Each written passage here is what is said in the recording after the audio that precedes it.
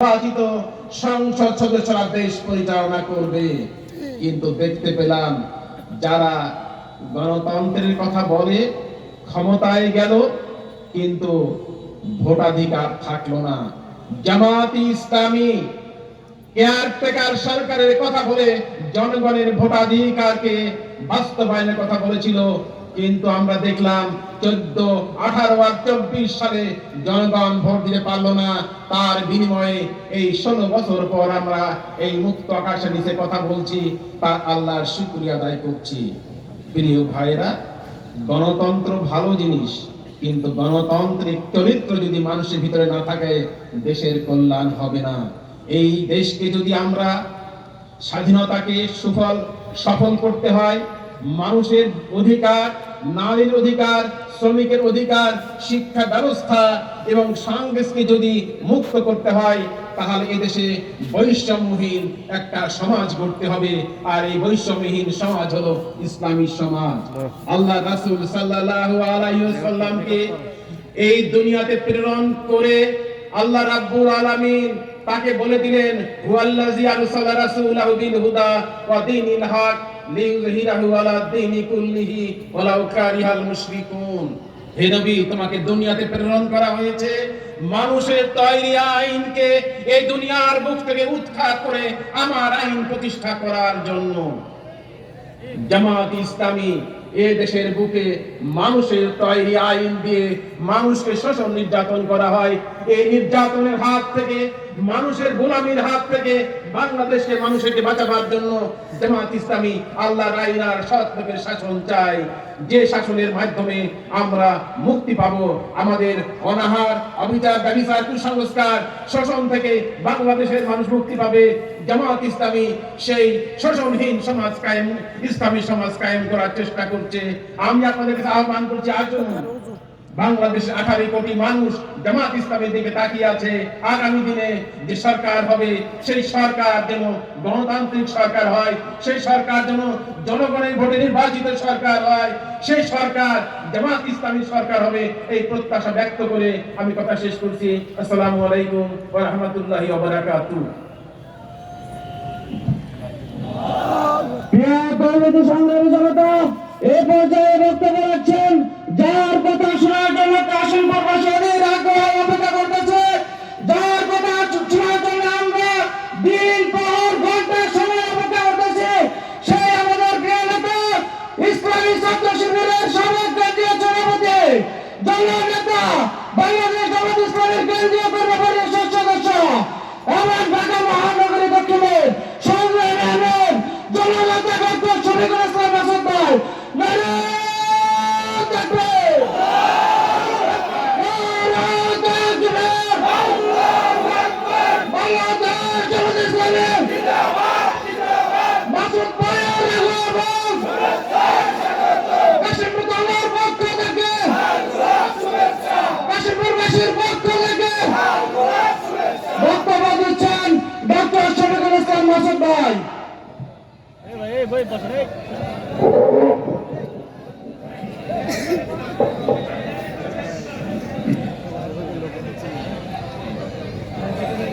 أعوذ بالله من الشيطان الرجيم بسم الله الرحمن الرحيم نصر من الله وفتح قريب وبشر المؤمنين فالله خير الحافظين صدق الله العظيم وصدق رسوله النبي الكريم ونحن على ذلك من الشاهدين الشاكرين। 18 কোটি মানুষের অধিকার আদায়ের আন্দোলনের প্রিয় সংগঠন, বিগত 16 বছরের সবচেয়ে বেশি নির্যাতিত, নিপীড়িত মজলুম কাফেলা, শহীদের সংগঠন বাংলাদেশ জামায়াত ইসলামী ঢাকার প্রবেশদ্বার হিসাবে খ্যাত অত্যন্ত গুরুত্বপূর্ণ একটি অঞ্চল, গাজীপুর মহানগরীর অন্যতম একটি থানা, বিশেষ করে বিগত 16 বছরে নির্যাতন, নিপীড়ন, জুলুমের একটি বসত ঠিকানা হিসাবে পরিচিত এই কাশিমপুরের জেল জীবনের স্মৃতিতে অনেককে আবেগ আপ্লুত করে, সেরকম স্মৃতি বিজড়িত একটি থানা। কাশিমপুর থানার উদ্যোগে আয়োজিত আজকের এই বিশাল কর্মী সম্মেলন, সাংস্কৃতিক অনুষ্ঠান, প্রিয় সভাপতি সংগ্রামী আমির থানা ভাই ফরহাদ হোসেন, আজকের এই প্রোগ্রামের সম্মানিত প্রধান বক্তা, মূলত তিনি প্রধান অতিথির বক্তব্য রেখেছেন, আমাদের অত্যন্ত মুরব্বী, শ্রদ্ধাভাজন, অভিজ্ঞ সংগঠক, বিশিষ্ট শিক্ষাবিদ, কেন্দ্রীয় মজলিসের শুরার সম্মানিত সদস্য, গাজীপুর আন্দোলন সংগ্রামের অন্যতম প্রাণ পুরুষ, মহানগরীর সংগ্রামী আমির, আমার শ্রদ্ধাভাজন জননেতা জনাব অধ্যাপক জামাল উদ্দিন ভাই। আজকের এই প্রোগ্রামে বিশেষ অতিথির বক্তব্য রেখেছেন মহানগরীর সংগ্রামী 2 নায়েবে আমির জনাব খায়রুল হাসান ভাই, জনাব হোসেন আলী ভাই। বক্তব্য রেখেছেন বিশেষ অতিথি হিসাবে সাবেক ছাত্র নেতা, আমার শ্রদ্ধাভাজন সম্মানিত দায়িত্বশীল গাজীপুর মহানগরীর সংগ্রামী সেক্রেটারি, আমার একান্ত শ্রদ্ধাভাজন আবু সাইদ মোহাম্মদ ফারুক ভাই, বাংলাদেশ জামাত ইসলামী এবং ইসলামী ছাত্র শিবিরের সম্মানিত নেতৃবৃন্দ, অন্যান্য বিভিন্ন সংগঠনের নেতৃবৃন্দ, আজকের এই অনুষ্ঠানে আগত বিভিন্ন অঞ্চল থেকে আমার সম্মানিত ভাই এবং বন্ধুগণ, আমার প্রিয় এবং প্রাণের উপজেলা বাউফলের থেকে যারা এখানে বসবাস করেন, সেই সমস্ত প্রিয় বাউফলবাসী, সাংবাদিক ভাইয়েরা, আসসালামু আলাইকুম ওয়া রাহমাতুল্লাহি ওয়া বারাকাতুহু। এখানে আমাদের ভিন্ন ধর্মাবলম্বী ভাইয়েরা আছেন। আমরা আমাদের ভিন্ন ধর্মাবলম্বী ভাইদেরকে আমাদের অন্তঃস্থল থেকে হৃদয়ের সবটুকু আবেগ এবং ভালোবাসা দিয়ে আপনাদের প্রতি শুভেচ্ছা অভিনন্দন জানাচ্ছি। আমাদের আজকের এই সম্মেলনে পর্দার আড়ালের এবং মাইকের আওয়াজ যারা শুনছেন, সেই সমস্ত মা এবং বোনেরা, আমরা সবার জন্য আল্লাহর কাছে দোয়া করি, আল্লাহ তাআলা আপনাদের সকলকে এই সময়টুকুর কারণে দুনিয়ায় আমাদেরকে সম্মানিত করুন, কাল কিয়ামতের কঠিন ময়দানে এটাকে নাজাতের ওসিলা হিসাবে কবুল ও মঞ্জুর করুন। সম্মানিত ভাই এবং বন্ধুগণ, আজ যে প্রিয় মাতৃভূমি বাংলাদেশের এই উন্মুক্ত আকাশের নিচে আমরা এখানে কথা বলছি, এই কাশিমপুরে আমাদের একটা বসত ঠিকানা ছিল বিগত 16 বছর। আমি একজন ক্ষুদ্র কর্মী হিসাবে 4 বছর এখানে আপনাদের অবস্থান করেছি। আমার 4 বছরের ঠিকানা ছিল এখানে। এই কাশিমপুরে আমাদের এখানে স্টেজে বসা, বিশেষ করে কাশিমপুর থানার দায়িত্বশীল নেতৃবৃন্দ যারা, মহানগরীর সম্মানিত আমির সহ সকলের সাথেই প্রায় বলা যায় এই 4 বছরে দেখা হওয়ার, তাদের সান্নিধ্য পাওয়ার, তাদের স্নেহ পাওয়ার, তাদের ভালোবাসা পাওয়ার, তাদের দোয়া পাওয়ার সুযোগ আমাদের হয়েছে। কাশিমপুর এই কারাগার আমাদের জন্য শুধু একটা কারাগারই ছিল না, মহান আল্লাহ তাআলার একান্ত মেহেরবানিতে এটা আমাদের জন্য একটা ট্রেনিং সেন্টার ছিল। আমরা বিগত 16 বছর আলহামদুলিল্লাহ এখান থেকে যে প্রশিক্ষণ নিয়েছি, সেই প্রশিক্ষণ দিয়ে অন্তত আগামীর সুন্দর বাংলাদেশ বিনির্মাণে এই নির্যাতিত মজলুম মানুষেরা একটা গুরুত্বপূর্ণ ভূমিকা পালন করতে সক্ষম হবে। আসলে শুধু কাশিমপুরই তো কারাগার না, বিগত 16 বছরে গোটা বাংলাদেশের 56,000 বর্গ মাইলি শেখ হাসিনা একটা কারাগারে পরিণত করেছিলেন। আওয়ামী লীগের কতিপয় দুষ্কৃতিকারী, সন্ত্রাসী, লুটেরা ছাড়া বাকি 18 কোটি মানুষ সেই কারাগারের বন্দী, নির্যাতিত, নিপীড়িত এক একজন আসামি হিসাবে বাংলাদেশে বসবাস করেছে। আবার ইসলামের দিক যদি আমরা বিবেচনা করি, তাহলে আমাদের জন্য প্রিয় নবী মুহাম্মদুর রাসূলুল্লাহ সাল্লাল্লাহু আলাইহি ওয়াসাল্লাম ঘোষণা করেছেন, ক্বালা রাসূলুল্লাহ সাল্লাল্লাহু আলাইহি ওয়াসাল্লাম, আদ-দুনিয়া সিজনুল লিল মুমিনিন ওয়া জান্নাতুল লিল কাফিরিন।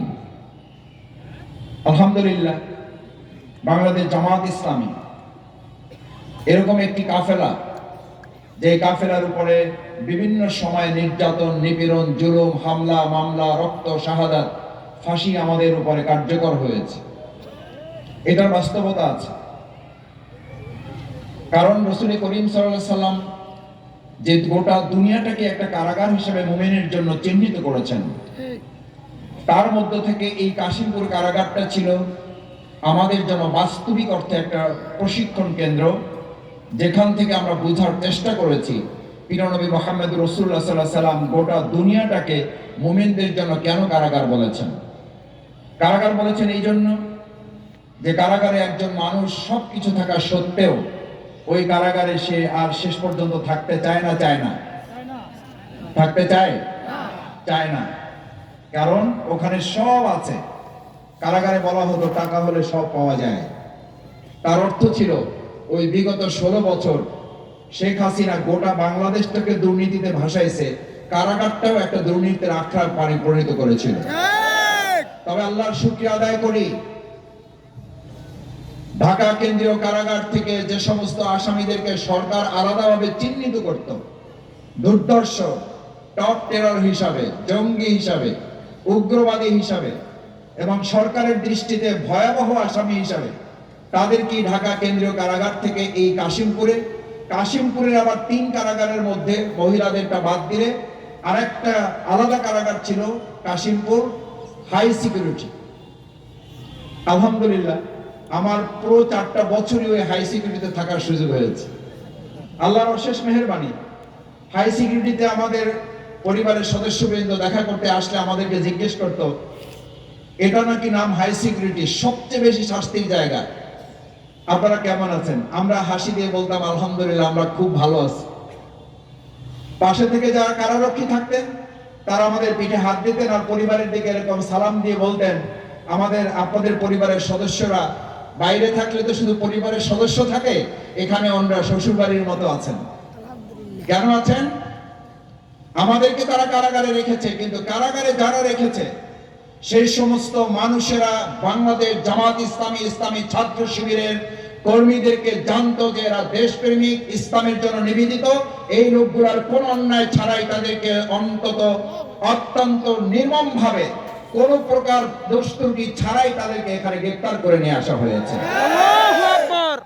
আপনাদের অনেকেরই মনে থাকার কথা, জেলখানায় ঢোকার পর এই কাশিমপুর কারাগারে সমস্ত আসামিদেরকে এক জায়গায় করে জেলখানার প্রশাসন জিজ্ঞেস করতেন জামাত শিবির কারা কারা হাত জাগান। অনেকে ভয়ে হাত জাগাতে চাইতেন না, মনে করতেন যে বোধহয় আলাদা আরো কোনো পানিশমেন্ট আছে। আলাদা হয়ে যাওয়ার পর তাদেরকে বসাতেন না, তাদেরকে বলতেন আপনাদের জন্য আলাদা ব্যবস্থা আছে। আলাদা কি ব্যবস্থা আছে? আলাদা ওয়ার্ড, জামাত শিবিরের আলাদা ওয়ার্ড। সেই ওয়ার্ডের বৈশিষ্ট্য কি? ওখানে কেউ সিগারেট খাবে না। সেই ওয়ার্ডের বৈশিষ্ট্য কি? সেই সেলের বৈশিষ্ট্য কি? সেখানে নিয়মিত কোরআন হাদিস অধ্যয়ন হবে। সেই সেলের বৈশিষ্ট্য কি? সেখানে 5 ওয়াক্ত নামাজ জামাত হবে। এমন কি হয়েছে যে সেই সময়ে ছাত্রলীগ আওয়ামী লীগ নিজেদের মধ্যে গ্রুপিং করে মারামারি করে যখন ভিতরে ঢুকেছে, জেল কর্তৃপক্ষকে তারা ফোন করে বলেছে আমার ছেলেটাকে, আমার ভাইটাকে, আমার কর্মীটাকে জামাত ইসলামী ছাত্র শিবিরের ওয়ার্ডে দিয়ে দিয়েন, অন্তত কোরআন তেলাওয়াত করে কোরআন শিখে ওখান থেকে যাতে বের হতে পারে। আমার কাছে অন্তত এরকম এই 4 বছরে 50 থেকে 100 জন ভাই জেল কর্তৃপক্ষ রেফার করেছে, মাসুদ ভাই বাইরে থেকে বলেছে, সুপারিশ করেছে, কিছু মনে করেন না। এদেরকে দিতে চাইছিলাম অন্য ওয়ার্ডে, উপর থেকে ফোন আসছে আমরা যেন তাদেরকে আপনাদের সাথে দিয়ে দেই। তার বাবা মা রিকোয়েস্ট করেছে এই 2-3টা মাস যে কদিন থাকবে, বেশি দিন তো থাকবে না, তদবির করে বের হয়ে যাবে, যাও যে কটা দিন থাকে জেলখানায় যেন অন্তত মাদক সেবন না করে 5 ওয়াক্ত নামাজের ট্রেনিং নিয়ে যায়, সেই জন্য আপনাদের কাছে দেওয়া হলো। আলহামদুলিল্লাহ বিগত 16 বছরে বাংলাদেশ জামাত ইসলামী আমরা বাইরের জগতে যতটা দাওয়াতি কাজ করার সুযোগ না পেয়েছি, এই কাশিমপুর কারাগারগুলোতে বিগত 16 বছরে আমরা তার চেয়ে কয়েক গুণ দাওয়াতি কাজ করার সুযোগ আল্লাহ তাআলা আমাদেরকে তৈরি করে দিয়েছেন। আল্লাহু আকবার। বাইরে আমাদেরকে 10 জন, 15 জন, 20 জন নিয়ে প্রোগ্রাম করলে সিকিউরিটি পাহারা বসাতে হতো, আর আমরা এই কাশিমপুর হাই সিকিউরিটি সহ কারাগারগুলোতে লম্বা ছেলে 200, 250, 300 ভাইদেরকে নিয়ে দিনব্যাপী আমরা শিক্ষা শিবির করেছি, দিনব্যাপী শিক্ষা বৈঠক করেছি। কারারক্ষীরা এসে বসে যেতেন, আমরা বলতাম যে ভাই কি বন্ধ করে দেব, বলছে মাসুদ ভাই বাইরে তো আপনাদেরকে হলো ধরার জন্য যায়, আর আমরা আসছি আপনাদেরকে পাহারা দেওয়ার জন্য, এবং আপনাদের বক্তব্য শুনে এখান থেকে যদি কিছু হেদায়েত পাওয়া যায় আপনারা যতক্ষণ খুশি চালায় যান, আমরা আপনাদেরকে সহযোগিতা করব। আমার মনে পড়ে হযরত ইউসুফ আলাইহিস সালামকে কারাগারে প্রবেশ করানো হয়েছিল। আল্লাহ সুবহানাহু ওয়া তাআলা তাকে কারাগার থেকে এমন সম্মানিত করে পাঠিয়েছিলেন, তারপরে তিনি গোটা রাষ্ট্র পরিচালনায় প্রধানমন্ত্রী শুধু নয়, রাষ্ট্রযন্ত্রের সমস্ত কর্তৃত্ব আল্লাহ তার হাতে তুলে দিয়েছিলেন। বাংলাদেশ জামাত ইসলামী বিগত 16 বছরে যে কারাগারগুলোতে আমরা আমাদের মুসলিম নির্যাতিত মানুষেরা এই ট্রেনিং গ্রহণ করেছে, হযরত ইউসুফ আলাইহিস সালামের উত্তরসূরি হিসাবে এই বাংলাদেশের আগামী নেতৃত্ব জামাত ইসলামীর হাতে তুলে দেওয়া হবে।